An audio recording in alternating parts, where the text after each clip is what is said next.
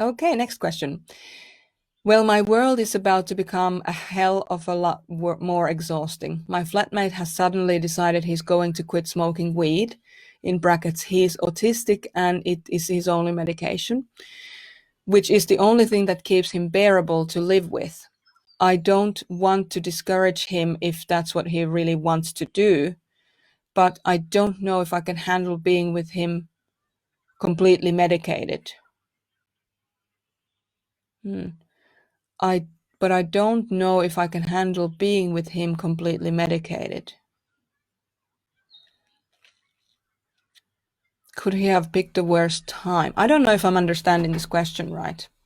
Okay, so you're having a difficulty coping. So up until now, how I'm reading this is that your flatmate has decided that he's going to quit smoking weed, which is his medication. And you were saying that that keeps him bearable to live with. And that you don't want to discourage him if it's what he really wants, but you don't know if you can handle him not medicating himself with weed. That's how I'm reading this question, so that's what I'm going to answer. So, a couple of things.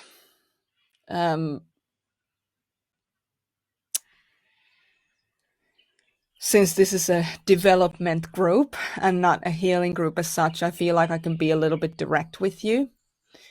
And what I would say to you is, how have you ended up in a situation where you have any person with any challenges? This isn't about autism, this isn't about smoking weed, this isn't about anything like that. This is about how have you ended up in the position where you're sharing a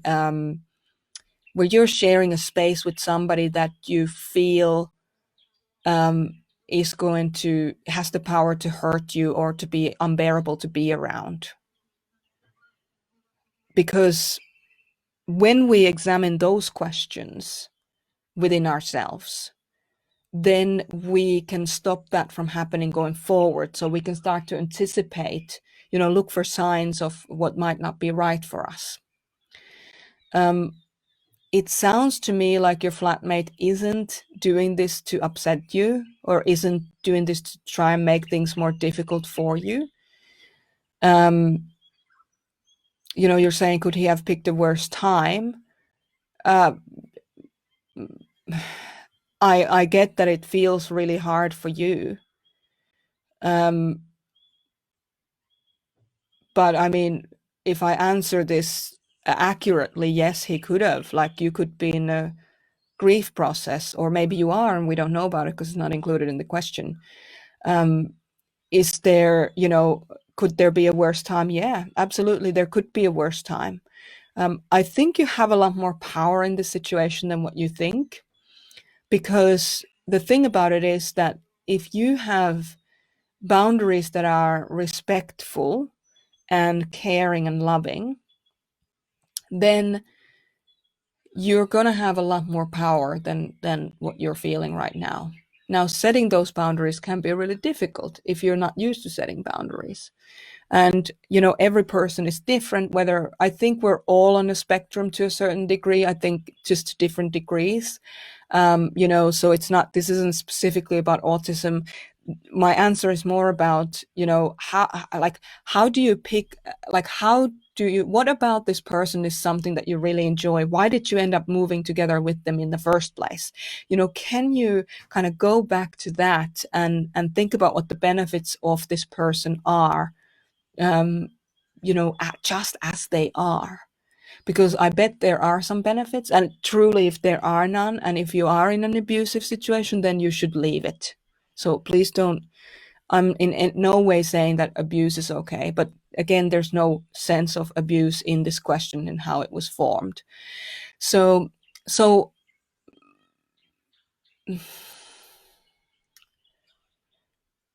the way that you can cope with this situation is to make sure that you're not just focusing on what's wrong with the situation. That's number one, because if you do, then you won't be able to cope with it. You'll just dig yourself deeper into a situation that's already challenging.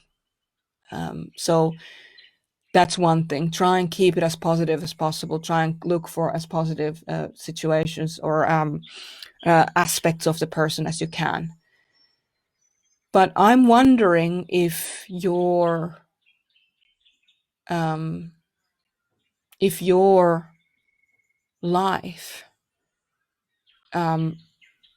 has already been a lot more stressful than you realized, and now this just feels like the straw that broke the camel's back. So I'd love to hear more on that from you. I'm sorry that I'm giving you very vague answers, because I don't have enough background information to go more deeply into it. But there is a lot more power that you have in this situation than you're feeling right now, and if you can remember that, that will be helpful. Also, make sure that you have access to feel good hormones, that you're doing exercise, because keeping a positive outlook in life is almost impossible if your neurotransmitters aren't working properly or if you're not getting the feel good hormones. So make sure that you have enough oxytocin, from relationships, from relating to people in a really good way, in a positive way. Make sure that you have enough dopamine that you get from exercise, and that you're able to work out and just get those feel good hormones. Make sure that all your neurotransmitters are in order. So just make sure that physiologically you are in the best possible place to deal with a lot of the stress that is happening right now and that is coming your way. I'm sorry you're having this struggle.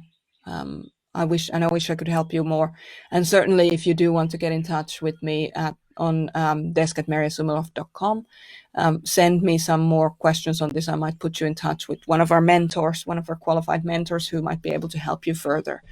But I'm sorry you're having this struggle, but you do have a lot more power in the situation than how it's feeling right now. So make sure you look after yourself first and foremost, and then we'll start unraveling or